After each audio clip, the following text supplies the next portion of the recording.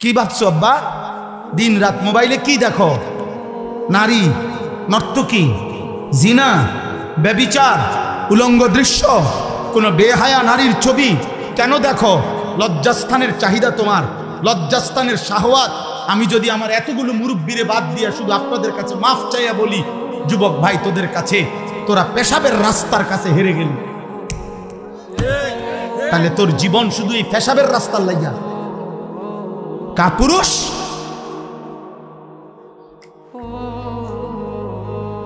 আর একটা মানুষের সৃষ্টি, এই মাথা, এই চোখ, এই চুল, এই চেহারা, এই হাত, এই নাক, এই দিল, এই দিমাগ, এই আসমান জমিন, এত কিছু দিয়ে আল্লাহ তাআলা সাজিয়েছেন শুধুমাত্র এই যৌন চাহিদার জন্য,